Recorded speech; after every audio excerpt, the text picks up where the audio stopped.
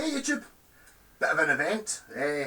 So Westone Thunder. I have mentioned this before as being, I don't have one, but as being one of the most important Japanese guitars ever made. And I can kind of understand why. It's pretty obvious. This is a 1981 one, so probably the first. I think it's the first year they came out. This is a Thunder 2. It says so on the headstock.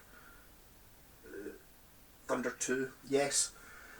So, Westone are Matsumoku guitar factory, which you've probably heard if you ever look up Japanese guitars on eBay or anything like that. There's many more guitars claimed to be Matsumoku than actually are. But these are. This is Westone was, well they maybe bought the name from somebody else, but by the time this range came out in 1981, they were sort of Matsumoku's home brand. The factory owned the company that made them. They didn't make them for anyone else. So it was their attempt at making the ultimate electric guitar, I would have said. And they did it for a while. There's three models. There's a Thunder at the start. There's a Thunder 1, a Thunder 2 and a Thunder 3. Thunder 1 is a bolt-on neck. Thunder 2 is a set neck. See, it's got this awesome little bit of wood here. A wee cap stuck on there, so and then I think Thunder 3 is a through neck. I don't know what other differences there are in them. You also get a 1A and a 2A and a 3A, which are like an active boost circuit. If you go back a couple of months, if you look up Westone Thunder, in fact I'll put a playlist there at the end of the video. I had a 1984 or 1985 one, which was a 1A, which had the active boost in it. But apart from that, it's the same guitar. Yeah, so this is in amazing condition. It's really nice having one. It looks brand new. It's hard to believe this is like 40 years old this year. Yeah, 81. So this is a 40-year-old guitar. The guy who I got it off was trying to buy he was trying to buy he had a blue one when he was a teenager, I think. So just basically this, but it's like a blue. They look pure amazing and worth a lot of money now. And he was trying to get a Thunder. It was a Thunder 2, and he was trying to get a Thunder 2, and he saw a Thunder 1 for sale, and he was talking to the guy, blah blah blah, and I think it was too expensive or something. He ended up not buying it, but the guy goes, "Oh, I've got a Thunder 2 as well." So this one, which has had a neck break at some point, but not a bad one. There's a wee bit of a crack there, and a bit of a bigger crack there. So it's been knocked over, but the head hasn't been completely off it, and because it's a 5-piece neck. Now it's not easy to break this sort of thing. So it's not completely snapped off like what Gibsons can do. Basically, if you get that sort of repair, there's no issue. I did. One of my pals bought an Ibanez a couple of weeks ago and brought it over, and it had a neck repair, but the headstock had been completely off that one, and the headstock had been put back on again, and it wasn't quite at like the right level. It was just kind of. So I just get, when did you buy this guitar? And it's like, just like last week off eBay, and I was like, right, send it back. It wasn't this repair is no issue at all. It does affect the value of the guitar, yes, but it doesn't affect the way it plays. It's fine, and it's not going to go anywhere. So working our way down from the headstock, the tuners on this are pre-Westone logo tuners. I took one off because when I was setting it up, just out of interest on the back. It doesn't say Goto on it, it just says Japan, so probably Goto tuners. Brass nut, gave that a wee bit of a polish, make it nice and shiny. The frets are in really good nick, very high quality rosewood fingerboards.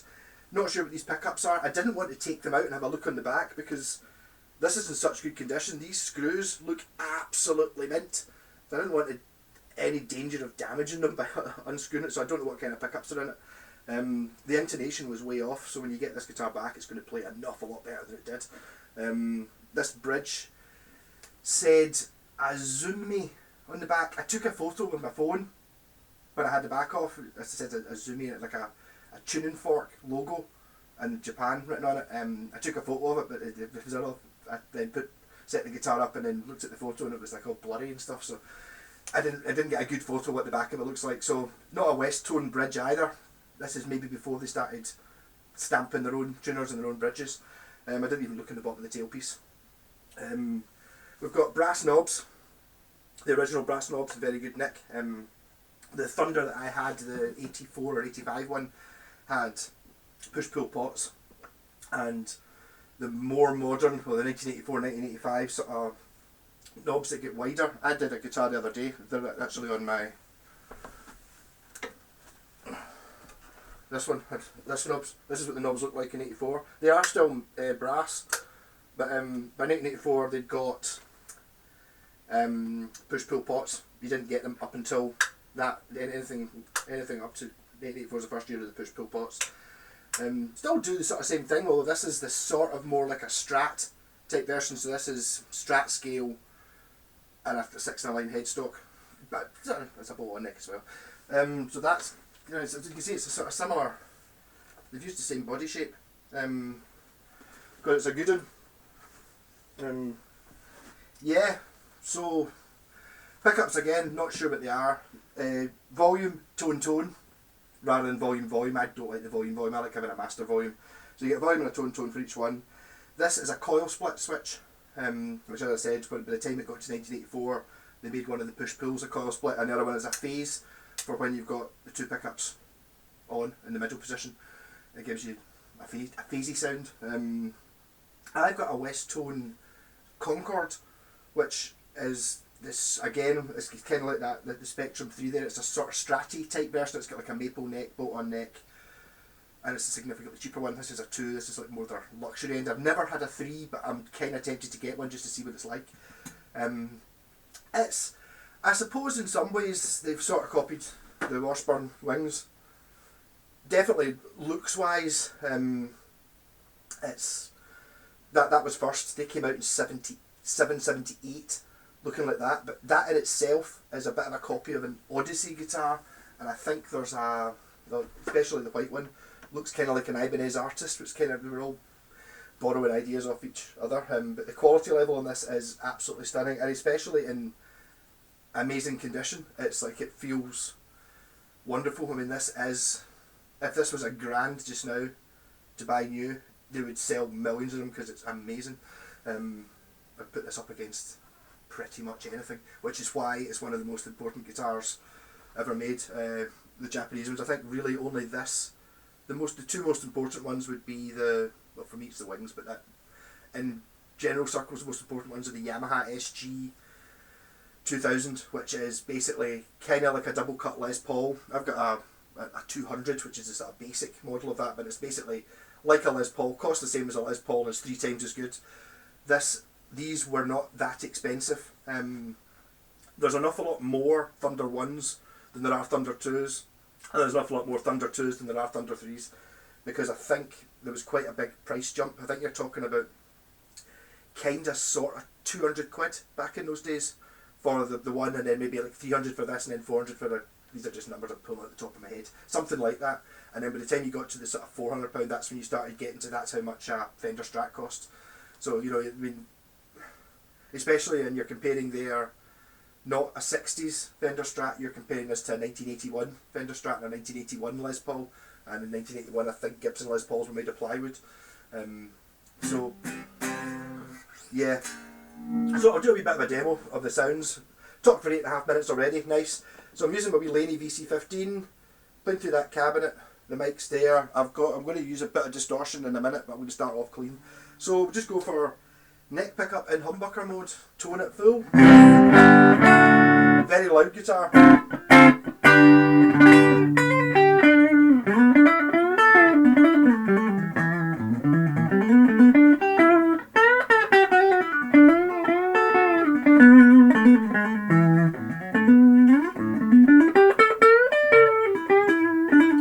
Feels new.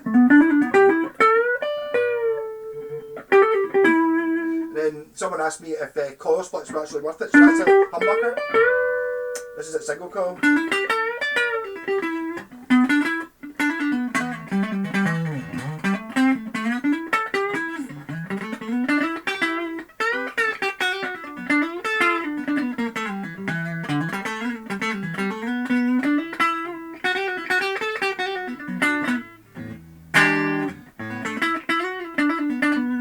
Got a bit of tone.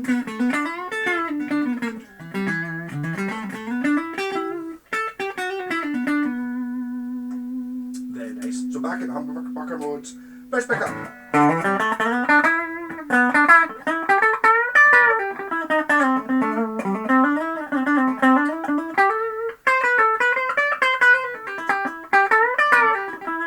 And then in single coil.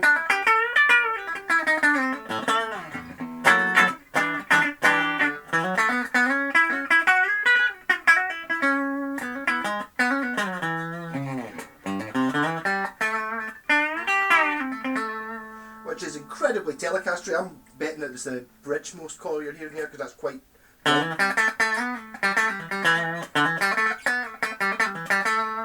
obviously a bit less tone on it. Then both pickups on, which is normally my favourite sound, one of my favourite sounds on this. I could almost get away with, see, I've not yet invented how to do it, but it must be possible to get like a three-way switch that was neck humbucker and bridge humbucker, and then in the middle it was the two of them in split coil mode. This is the first time I've heard it, I just knew it was going to be good. And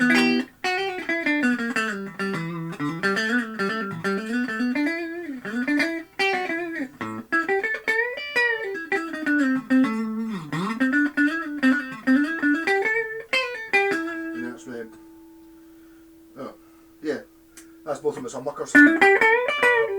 But in clean, definitely.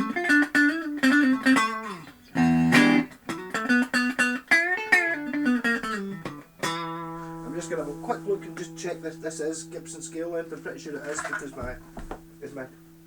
well, I'm just going to have to, if this isn't 24 3/4, I will put in the description. I don't, my measuring tape doesn't appear to be lying on the floor where it normally is. I will put in the description that it's not, but just assume it is Gibson scale. Am I going to sit and, I know this one's Fender scale, I'm going to just go do this and see if they're, yes, it's shorter, so there you go, technically done. So the Concorde and the Spectrum 3 and the various other ones are Strati. This is Gibson-y, but it does do the single coil sounds, which was quite a novelty thing in 1981, especially on like I'm calling it a budget guitar. Not so much this one, but the Thunder 1's a bit more budget with the bolt-on neck. They're normally in natural finish. This is much nicer looking to my eyes. It looks like ash to me. Look at the grain of that wood. It looks fantastic. And again, mint condition. Also, it's got the pickup selectors up here. Where on the Stratier version, it's got like the lever switch, like what you would expect. Got Gibson strings on this. I'm just going to have a quick check of I just adjusted the action just a couple of minutes ago. I brought it down a little bit.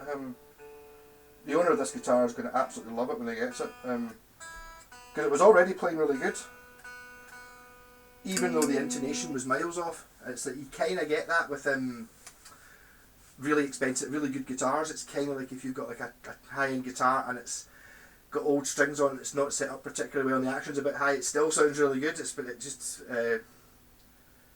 like it can be so much better, like being properly set up. Kind of worthwhile doing, even if it is like you're talking about taking it to a shop because you don't have somebody like me you can contact. If you've got a guitar like this, unless you know how to set it up, and you know maybe say you haven't touched it in 10 years or it hasn't been adjusted in 10 years, I bet you can make it better, because it should play like as good as a guitar can be, sort of thing. I'm quite keen on the shape of these now as well. I was never really that sure about. I don't really like the Spectrum shape, not that one. The later on Spectrum series shape. I'm just going to actually turn off the beepy things, even though I've not been beeped yet. I've got a funny feeling I'm going to. Right. So now there will be no beeps in this. No notifications come in. Managed to talk for 15 minutes, haven't actually played any sort of loopy things, so I'll put a wee bit of a jam in. With no, as usual, no plan for what it was I was going to play, so...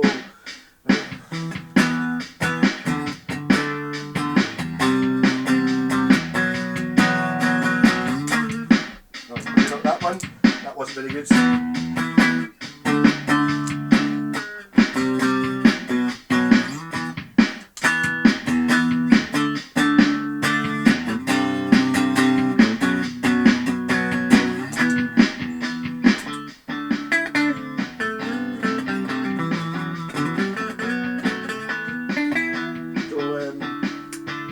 both in single coil mode.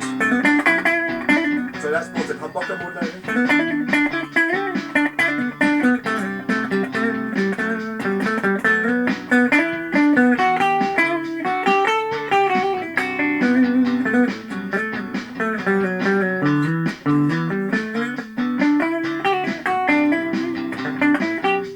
And both in single.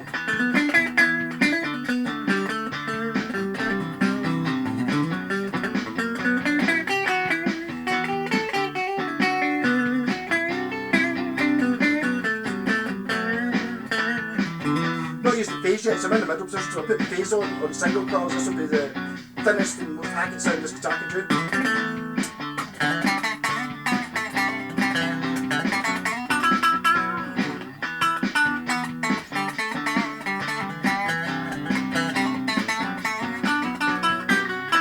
And then both in phase but as humbuckers.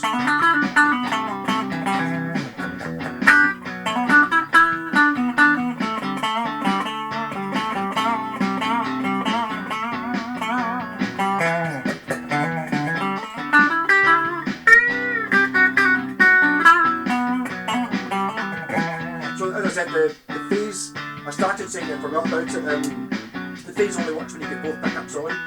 Later on, when I get my Concord, I was talking about the Stratty one with the two humbuckers, the phase on it actually knocks the two coils of the bridge pickup out of phase with each other, so you can actually get phase on the one pickup, but they did do it this one. Yeah.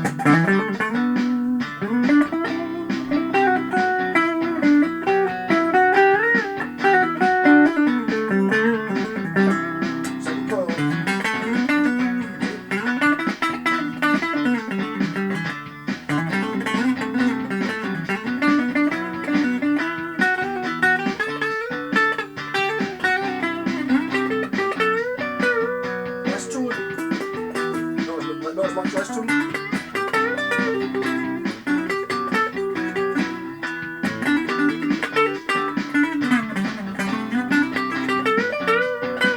The humbucker.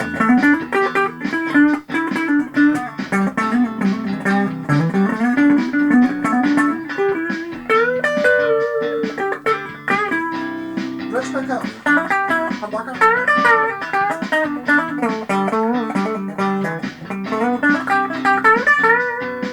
Single coil.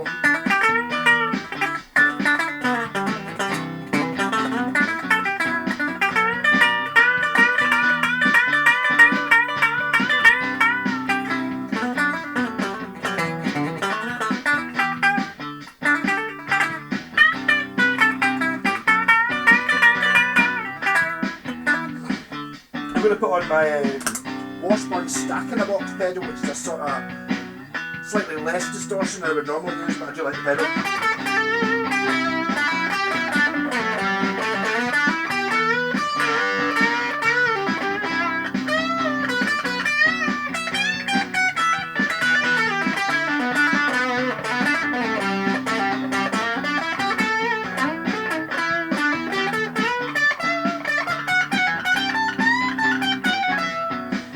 Humbucker.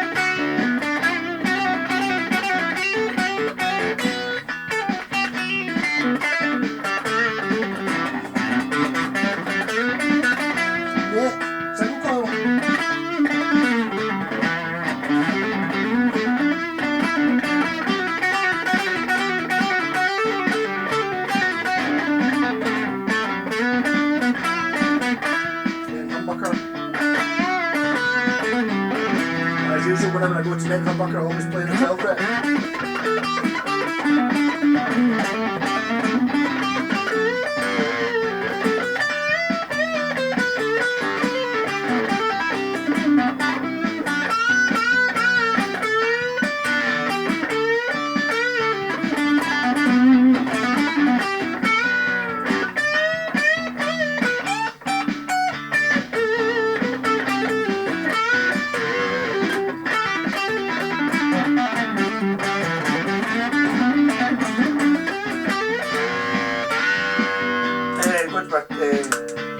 Joyo US Dream pedal, it's a bit more distortion than just what I normally use.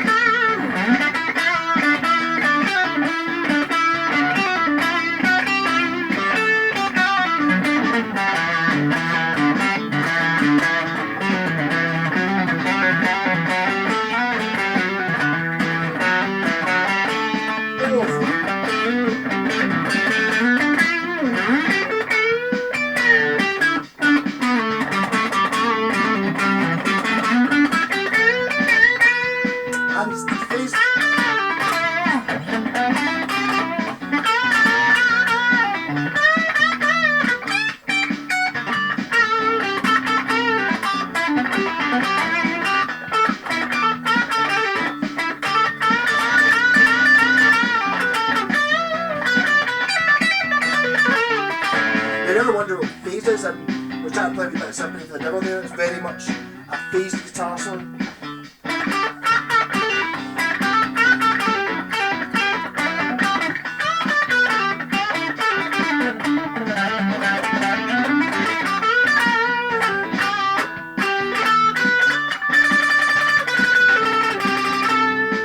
Back to in phase.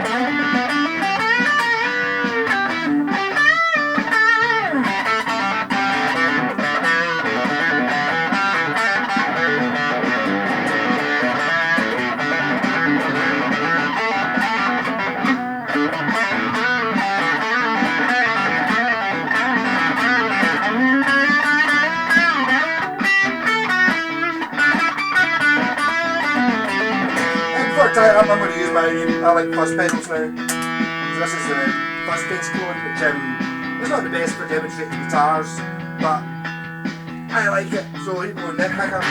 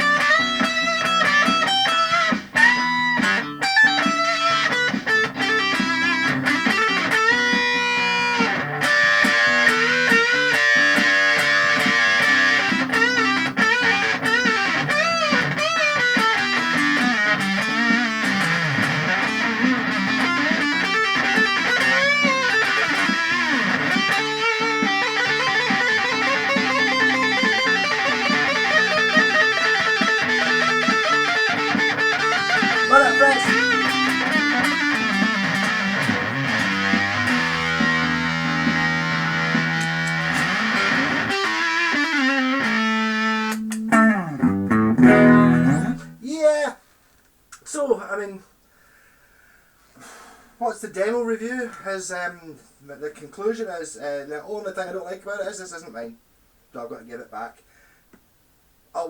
Ultimately super duper guitar. Again, like I said before, I was talking the other week about I think it might have been my Westone Spectrum. This is nicer than that one, unfortunately. But partly just because it's in such good condition. It's like being in amazing condition is really nice. I can see why they're worth more money. Most of the guitars I've got are beat up and scratched and dented, and I bought them broken. That was how I could afford them. So you're talking, this is a sort of premium one. If it didn't have this neck split, which is not an issue at all, it wouldn't bother me. I still wouldn't pay. I'd still want some money off for that factor, but it's just lovely. Yeah, so I suppose eventually I'm going to have to get myself a Westone, one of these.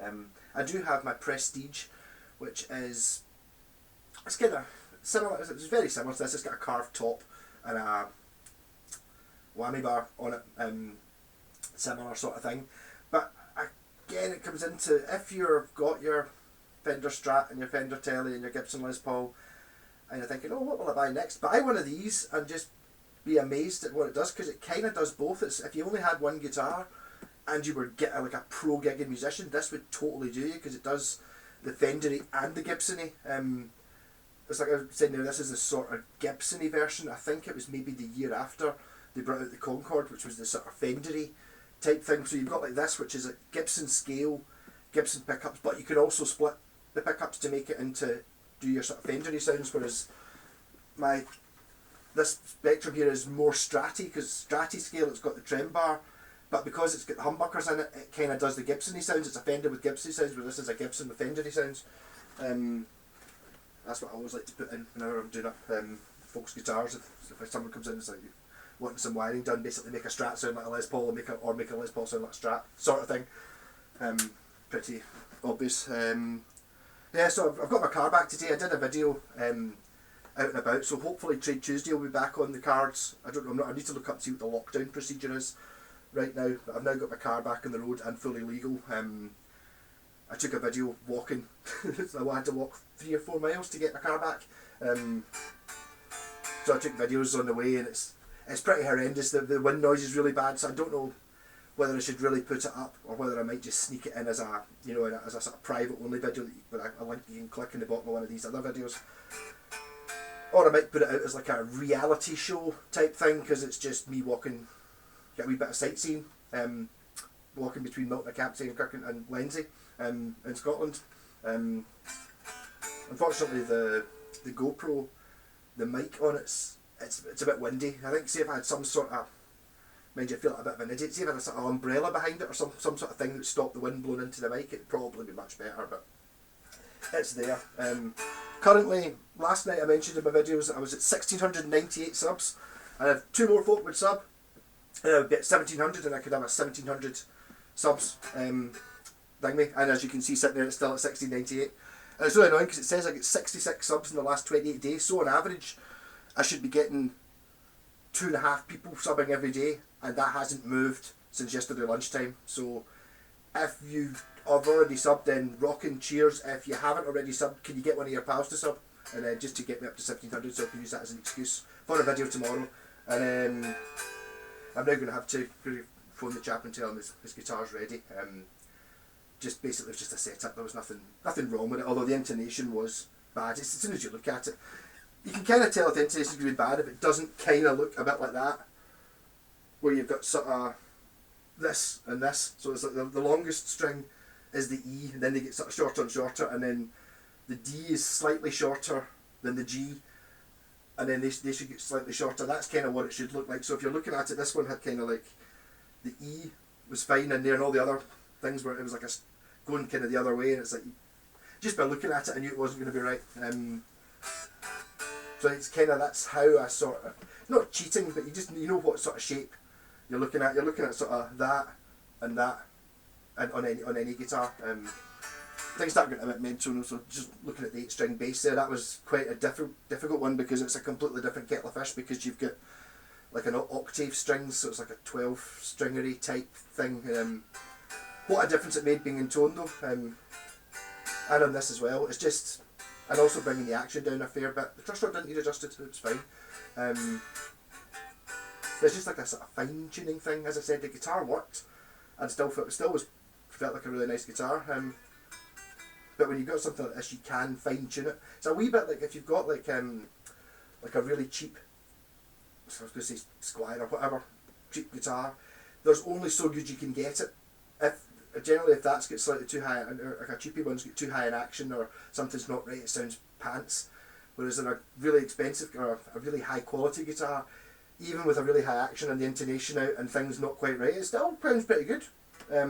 It's just that you can tune this, and I don't mean tune it as in tune it, I mean like tune it that you would a race car, and you can get these playing amazing. So and also the best thing about these, much less so than it was a few years ago with all idiots on YouTube like me, but you've still got a chance of picking one of these up, like on Gumtree or something, where somebody doesn't really know what it was. They remember they bought it as their first guitar, because back then £100 bought you a rubbish guitar. You could buy like a Les Paul copy or a Strat copy that had tuners that didn't work, single coils hidden as humbuckers, you know, horrible things, plywood, bits of wood bent over, you know, these things, frets made of, you know, like stuff that just bends if you stick, you can dent it with your fingernail. That was how much a guitar cost in 1980. A £100 guitar cost that. And then when Westone came out with, this one wouldn't be the cheapest one, but maybe the Thunder 1, and there was one called a Padwak, they were like 140, 150 quid, something like that. So for getting a guitar that basically doesn't work to getting a good one was a huge jump. So lots of people bought these as their first guitar, and therefore, and they just think, oh, I bought that guitar, it was now 40 years ago. I was like, I remember buying that. I was like, oh, I paid 250 quid for it. I always remember that, you know, on the way home from school, paid it up 250 quid. So they're going to try and sell it for, I don't know, maybe still be worth some money, maybe get 200 quid for it, or 150 quid, and you start absolutely stealing it for that, if you can find one.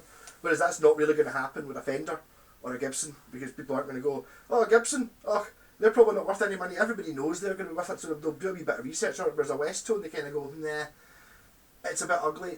Well, I don't think it is, but it doesn't look like Jimi Hendrix didn't play one of these. So, partly because they didn't exist, but yeah. So 35 minutes talking about Westone, Thunder 2, fantastic. Going by this, I think Westone, the premium best years of Westone are sort of 81 being this one, to like about 83 are they just absolute fantastic, and then in 84 and maybe fashion started coming in. This is what I call the coffee table era of guitar, of Japanese guitars.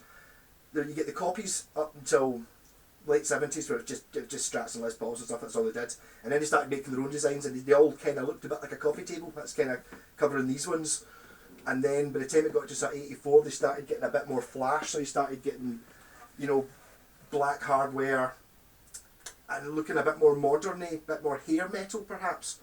And then by the time you get to 87, the Super Strat was out, although you could argue that this is a Super Strat, but for me a Super Strat is your Jackson. You know, you're talking pointy headstock, double locking trem, humbuckers, and not really the sort of thing I like. I much prefer this era. Yeah. Rock on. Catch you later.